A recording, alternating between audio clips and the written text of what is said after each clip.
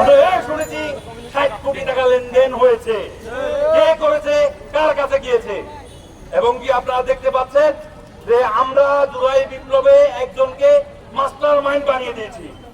আমি এখান থেকে চ্যালেঞ্জ করে বলতে চাই, এই শাহবাগ থানায় এই যে হারুন আমাকে যতদিন শাহবাগ থানায়, শুধু শাহবাগ থানায় রিমান্ডে রেখেছে, ততদিন আমরা এই মাহফুজকে, চান্দাকে, তথাকথিত মাস্টার মাইন্ডকে রাজপথে দেখি নাই। আমি আমার নাজমুল হাসান, আমার সেক্রেটারি এবং সভাপতির কথা নাই বা বললাম। আমরা ইতিমধ্যে দেখতে পাচ্ছি আমরা তাদেরকে ছাত্র প্রতিনিধির পক্ষ থেকে আমরা তাদেরকে সরকারে পাঠিয়েছি, কিন্তু আমরা দেখতে পাচ্ছি কি তারা এনসিপির উপদেষ্টা হয়ে আছে। খুবই দুঃখজনক। আমরা বলে দিতে চাই, এই চান্দা, এই এনসিপির উপদেষ্টাদেরকে অনতিবিলম্বে পদত্যাগ করতে হবে। এবং কি যারা জুলাই বিপ্লবে যে সকল রাজনৈতিক দল আপনার রাজপথে ছিল ফ্যাসিবাদের বিরুদ্ধে, তাদেরকে নিয়ে আপনার একটা জাতীয় সরকার গঠন করতে হবে এবং আপনার সাম্য হত্যার বিচার নিশ্চিত করতে হবে।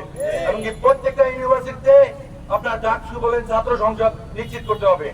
ছিল প্রত্যেকটাই কলেজ বিশ্ববিদ্যালয়ে ছাত্র সংসদ নির্বাচন করা। আমরা জানি ছাত্র সংসদ যদি নির্বাচন বিলম্বিত হয় বা দেরি হয়, তাহলে এখানে লেজর ভিত্তিক ছাত্র সংগঠন তৈরি হওয়ার একটা প্রকল্প তৈরি হয়।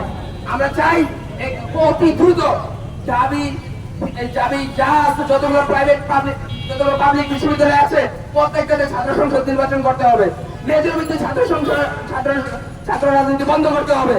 প্রত্যেকটা ছাত্র সংগঠন তার নিজ আপন গতিতে চলবে, আমরা সেই প্রত্যাশা রাখি। আর সর্বশেষ যে ছাত্র হত্যা হয়েছে ঢাকা বিশ্ববিদ্যালয়ের সাম্য হত্যা, সেটার বিচার চাই। কেননা এখনো প্রধান আসামি ধরা পড়ছে না বলে আমরা জানতে পারছি।